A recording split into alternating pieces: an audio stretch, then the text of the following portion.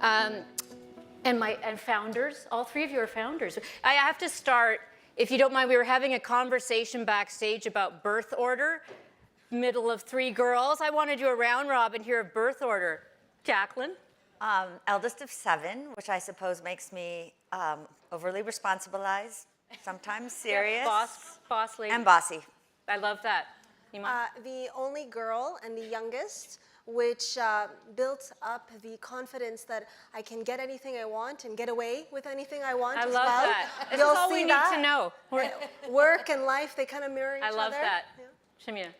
Number 4 of 5 girls, but also the firstborn in the United States, which means I'm also one of 2. I love that. Okay, good. So I think that gives us a good level set for the psychological part of the presentation. Well, look, listen, I think let's start with who you are, all three. You're founders. We have some founders here, I'm sure here and also on the live stream. Tell us about the genesis of Acumen, for those who don't know, Jacqueline, and then we can get to what's on your radar. But I love the origin story of how this came together. Okay, so I actually started my career on Wall Street in the early 1980s. Loved banking. I didn't love that low-income people were excluded from the banks. And so I had read a tiny article in The Economist about Muhammad Yunus, who had started the Grameen Bank. Long story, but I ended up in Rwanda as a 25-year-old starting the first microfinance bank in that country. Saw that a corner of history really could be made. 1994 was the genocide, and so saw the institution I had built and believed in decimated, although it came back. And many of the people I had worked with killed. Our first executive director ended up being one of the perpetrators of the genocide. That was the most important moment, I would say, of my life in terms of trying to understand how these systems work, that too often business overlooks low-income people, and charity and aid creates dependency, and that what we had to build was dignity, choice, the ability to create our own businesses, make our own decisions. So the genesis of Acumen in 2001 was to take philanthropy and invest in entrepreneurs that were solving problems of poverty, energy, healthcare, education, and the like, agriculture. And now it's a 24-year story. We do more than that. We built across the capital spectrum and have about $500 million that we manage in for-profit spaces, and another $200 million in the nonprofit space, and 2,000 fellows, and have reached about 720 million people. So it's a model that I really believe in. One of whom you were talking to this morning. So you are connected. And I think it's just a powerful story. Iman, tell us about the genesis of Blossom and what made you decide to start this.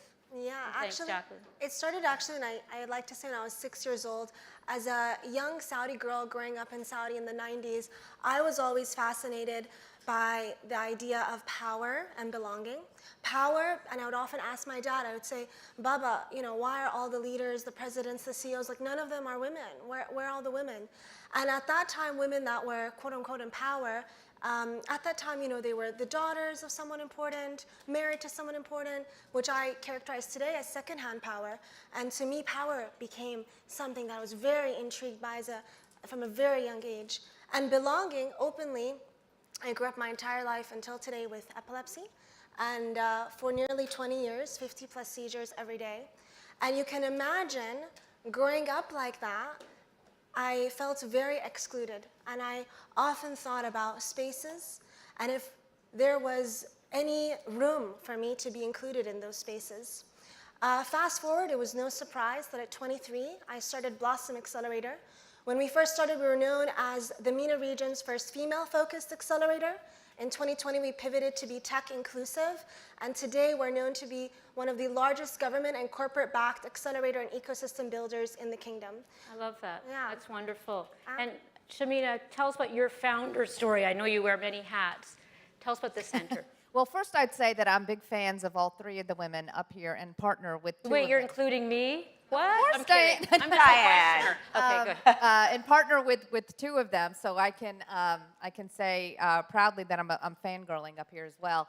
But we started the Center for Inclusive Growth almost 11 years ago, basically with the notion that philanthropy needed a bit of a reboot, but private sector philanthropy needed an even bigger reboot. And that was the founding principle behind starting the center, was that, you know, I wanted to really help move corporate engagement, corporate philanthropy from this notion of check writing to really thinking strategically about leveraging the assets of a company in service of people and the planet. And that was the going in notion, was to really figure out how, in addition to capital, which is the prescribed or sort of the going in notion, was, at least for MasterCard, how do we also leverage the network, data, technology, people, et cetera, et cetera, et cetera.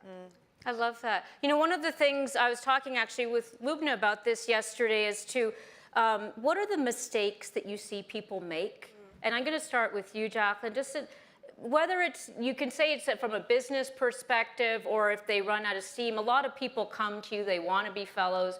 First of all, maybe who you pick, but where have you found people fail that you think would be helpful for this group?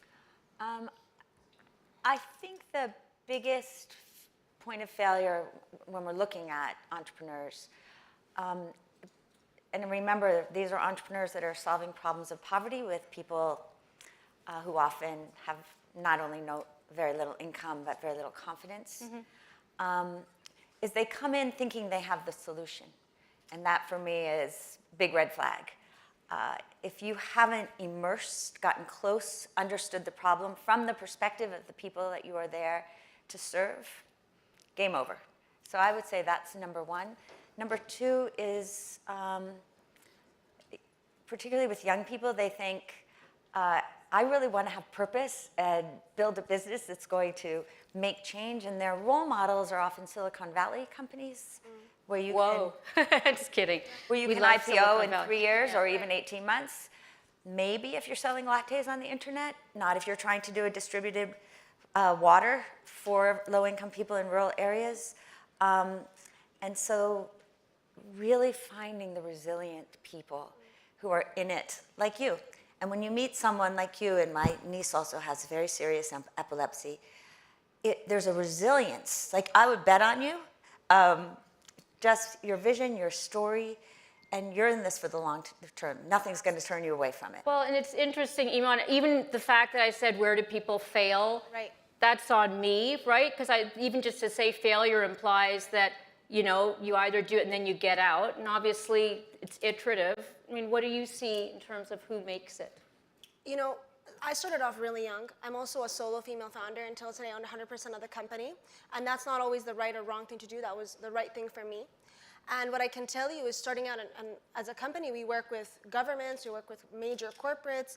And so, you know, people are always doubting you. Like, you know, she's really young. You know, is this the right person? And I think to really be successful, it's that grit and tenacity and emotional resilience, like you mentioned. I famously am known, when people say no, I just say no to their no. And there's a saying in Arabic, which is, Because you're the little sister. I'm the youngest one. I'm just used to getting my way. But there's a saying in Arabic which means, بيني وبينك الوقت, which means between me and you is just time. And when I first started out, it's 9 years later, but when I first started out, people would say no, I'm like, I'm going to come back, you're going to say yes. Between me and you is just time. So I think it's just having that grit.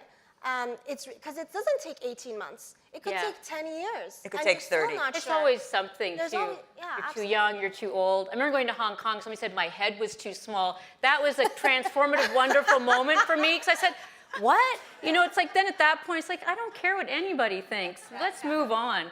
So I feel like I should say MasterCard data, no pressure for you, but what do you see as being some of the areas in which people don't make it? Well, so I'll give two answers. One is a bit sort of esoteric, and that came from my mentor and sponsor, who was governor of Texas, Ann Richards. And she said, I called her with some crisis, and she said, change your mind. Change your mind. And I think that a little bit speaks to what you were talking about, Jacqueline, in terms of you may think the answer you have is the right answer, but things change. So change your mind is probably one of them. And then the second thing is get the little things right too. Right. Like I think that people tend to focus on, let me get the big picture, the Silicon Valley company, but the thing is also focus on the details. Yeah. Yeah. If somebody says they're not details oriented, you're like, really? You should be. Let's talk about the landscape right now. Maybe what's on your radar you'd put on ours, but a little bit about what you're seeing out there. I'm going to start with you, Jacqueline, in terms of what you're doing with Acumen today, but obviously the business landscape has changed a lot, and we're talking about Saudi Arabia. Obviously every country's different, every person's different. What do you see as being either the opportunities or the things that worry you or excite you in 30 seconds or less? I'm just kidding, no. Well, all around us, I think, are enormous problems that are just opportunities in disguise. Yeah. This is a particularly acute a moment, particularly for low-income people, especially in countries like, in continents like Africa, in places like Pakistan, that had been very reliant on aid. 60 billion lost from the US. Across Europe, you're looking at 25 to 50% reductions. And so it's the moment for business and philanthropy to step up. It's why MasterCard on the business side and on the foundation side are so critical.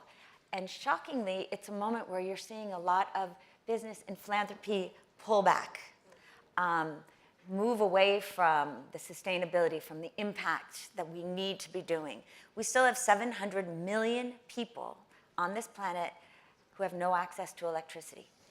And so saying that in Saudi Arabia feels shocking to me. Our companies have reached about 300 million people. If one nonprofit through 40 companies can use business and scale those companies to bring 300 million low-income people access to electricity, then we can reach the other 700 million. But government is not going to do it by itself. This is the role of business and the role of philanthropy to enable those businesses to move into very difficult, challenging economies and create the infrastructure so those economies can determine their own futures. Before I move to Iman, why do you think business is pulling back? Is it that what used to be innocuous feels like brave acts in this environment, or why are we not stepping up?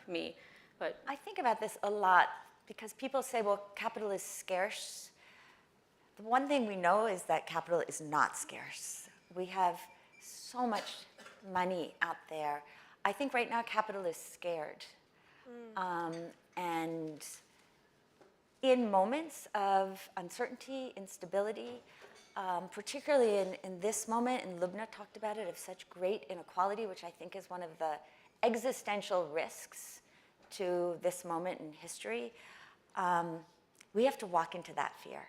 And what's missing is that sometimes when I talk to business leaders and the CEOs of big financial institutions, particularly if we talk about Africa, they'll say, well, it's so risky, but we have to redefine risk.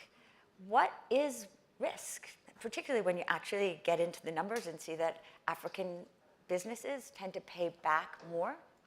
But I think we have to start asking ourselves, what is the risk of not doing it? And take a long-term collective view, not just a short-term individual view. yeah, I think that's very powerful. You know, Iman, with your accelerator, I'm really fascinated with what it's like on the ground right now. I mean, give us some sense of, you know, the momentum that you have, the kinds of people who are coming. What are the challenges that you see here in a place where capital does not seem to be scarce and entrepreneurial energy is high? Well, what's really interesting is just the pace of change. So I mentioned that in 2020, we pivoted the company from female focus to tech inclusion. And it's because, and this is a really good thing in my opinion, you know, when it started out with the women empowerment movement, and as part of Saudi's reforms and diversification, women empowerment was a great corporate social responsibility agenda. It was great to empower because woe her, poor her.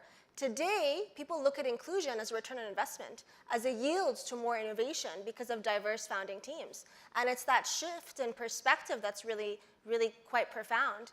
I think some interesting things we've also seen in the last few years is the rise of deep tech in Saudi. So I think the conversations are no longer, and it's quite frankly with you, I mean, obviously nuances still exist. I mean, I always joke, like when I go to, if I go, because sometimes it's not always best for me to go, but if I go to the 10 p.m. Diwaniya after hour gatherings with the men, I'm like, what should I call him? Should I call him Mr.? Should I call him Abu Khalid? Like, I'm not really sure the nuances of it. So there's obviously... When you find out, let us know. I will. I will. It's a work in progress. But what's become really interesting is what we're focusing on today in Saudi are new sectors, whether that's a deep tech. We've seen a huge increase in FDI, a lot of international companies moving in.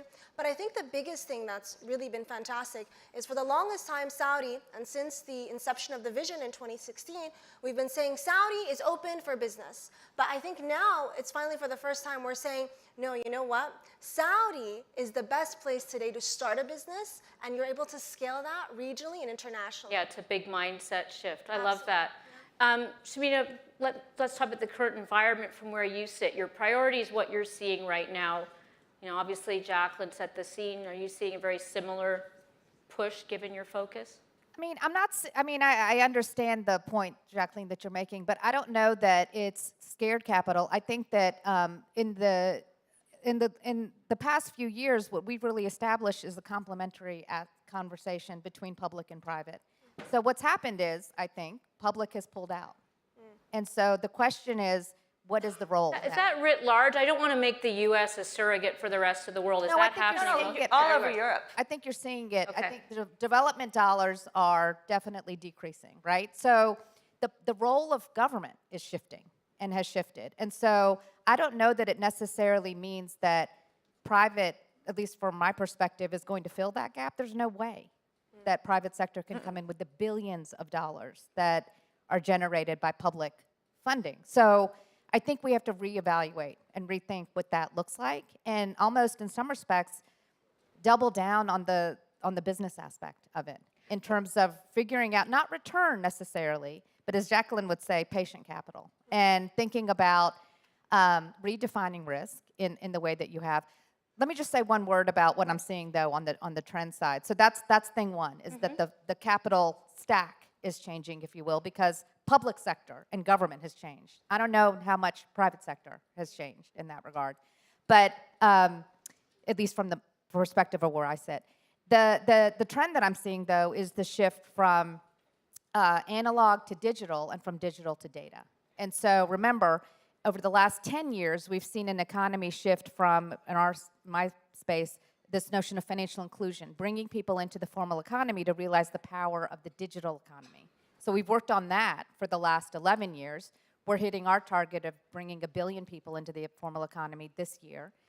But as part of that, the fraudsters have chased us into the digital economy. And so now as we transition to this AI economy, this data-driven economy, we have to reevaluate again and sort of say, now that those deck chairs are changing and speed of activity is changing, what are we doing to ensure that small business owners, in this context, women, are keeping up with the changes? And so the big change that I see in this shift to a data-driven economy is the rise of cybersecurity issues.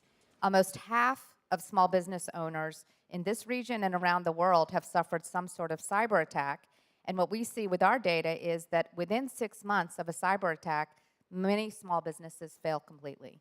And so when I said about getting the little things right, small business owners rank cybersecurity number 4 on their things they have to think about, should be number 1. I love that. I want to go to the audience, and after this question, I want you all to think about advice for people as to how best to work with you. So just keep that in mind. I think a lot of people come up to you, they want something from you, Iman, they want to be part of the accelerator. Think about that. Let's go to the audience. I think we have Ranit Avni here. Hello, Ranit. So Ranit is the founder and CEO of Localize, a career tech platform. I wanted to ask you, how can business leaders tap into underutilized talent, of which there's a lot to drive growth? And thanks for being here. Thanks, Diane. Thanks to the panel. I'm a big fan of everyone on the stage. We're in a moment where we need to think about early stage talent even more than we did 2 years ago because of AI and the agentification of everything. So in our perch at Localize, we work with universities across the Middle East, across Africa, and other emerging markets. And what we've seen in the last 2 years is as the larger employers agentify early stage tasks, they're actually closing the door to the lowest rung on the ladder for people to enter into companies. And so we need to have a think about how do we invest in early stage talent so that they can get in the door, so that they can train to get those later stage roles. And there is a cliff right now. So just in the last 3 weeks, there's been a lot of data coming out that, like in the US, for example, 40%, there's a 40% higher fresh graduate unemployment rate. Yeah, no, than I've ever. seen it too. It's So- like we're cutting off this entry ramp Correct. that built our careers. And we actually saw it first in Africa and then in the Middle East, not so much the GCC yet because there's such an upward trajectory and a lot of nationalization and there's a bit of a moat with Arabic, so there are some advantages to the GCC. So I would say the following. Number one, even if private capital isn't investing in development, they can be thinking, businesses should be thinking about early stage talent. How do they absorb that talent? How do they train that talent? Partnering with organizations that are doing love that. work. And I would say the last piece that we see as a skill set, as a layer, is what we call carbon intelligence. So the green skills, like we have 2 poles right now. One is AI, and the other is around climate change. And so getting those young people those green skills to be able to adapt to changing regulatory environments gives them a foot in the door when other doors are closing with AI. Now, does anybody want to comment on that? I often think about, thank you for that, and also the moral responsibility, you know, not just to help bring in that generation that is being disrupted by AI. Have you thought about that? You go ahead, Eamon, you have to raise your hand. You're among friends. I was just going to say it's spot on. I think this also amplifies the importance of soft skills and from the earliest age to really, and sometimes women are, to be quite frank with you, at a disadvantage of that. I always use the metaphor of, if you're in the family of an Arab household, they'll ask the 7-year-old son to run to the bigala or the neighborhood store to get things, and so he's able from a young age to negotiate and articulate where she's staying at home playing with the dolls. And, but I think the cultivation of soft skills is paramount, and I think that should start at school. And I think, a lot of times in work and at business, it's, beyond the entry level and administrative tasks, and it's from a very young age, cultivating what's empowerment. Empowerment, the most important word there is power. Cultivating that power in young people, in them being able to believe that they can cultivate a network very early on. I think those are the differentiators. Yeah. I think there's still a massive gap, but at least having conversations is, the step in the right direction. Yeah. I think what you're saying is it's so important and so critical, and there was just a big article in the New York Times to this effect. I don't have a great answer except 2 things that you make me think about is one, we have an academy at Acumen where we're teaching and training younger leaders, not only the skills of business so that they can actually build solutions in their nations, but the character that's required, because that's what, to your point, these soft skills, holding 2 truths simultaneously and making decisions anyway, these kinds of skills are so critical for this moment. And so something that's been on my mind is, could you create a certification process so that they could go onto LinkedIn, and there might be different ways to show how they're upskilling. And another is so many more privileged young people come to me and they want to be impact investors, but they've never operated anything in their lives. They don't fully understand how capital works. Not their capital. I'm just kidding. It's not their capital. There's that, yeah. And so what I tell them is, go work in an operating company. We have 2,000 of them across the world. They're in rural areas. You're not going to get paid anything. But to learn what it means to work on the line, what it means to actually go into villages, to work in a place where you don't speak the language, you might actually contribute to something, but you'll be forever changed. I agree. That this is something that a little bit more tough love too.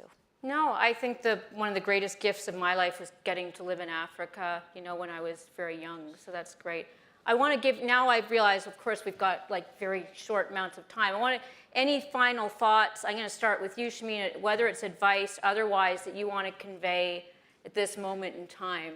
Advice to. Well, finish besides us saying that off. I'm a fan of Ranit and love what Localized is thank doing, you for that. I think that I mean, look, no big advice. I think the thing that I think about, because I've been doing this for a minute, and what I hear from the women that we work with is, save me time and make me money. And so as we are thinking about, at least from my perspective, engaging philanthropic capital, things like that, always remembering that proximity, as Jacqueline even described when it comes to experience, but like if you're running a business, make sure that you're focused on time and money, because you're going to get a lot of things thrown at you. And if you're a funder or somebody who is supporting small business owners, make sure that you're always keeping that at the front of your mind. How are you saving time and how are you making Great. money? Thank you. Iman? I think the best piece of advice I've ever received in my life was actually from my dad. I had just started the company, and I was so intimidated. I got invited to Davos. And what was the advice? And I'm I just told looking him, at the I time. He said, just be yourself. That's it. great advice. Very simple, but profound. And I've carried it with me through every step, every meeting, every big contract, and it seems to have worked. I think it's so I think it's worked. time-consuming. Yeah, I think love it's that. worked. I think love it's that. So far, so good. And Jacqueline, last word goes to you. Very quickly, two things. Redefine success away from money, power, fame to the amount of human energy your efforts are releasing in the world. And focus on being interested, not interesting. I love that. Please join me in thanking three incredible entrepreneurs, founders, thinkers. I really enjoyed this conversation. Thank you very much.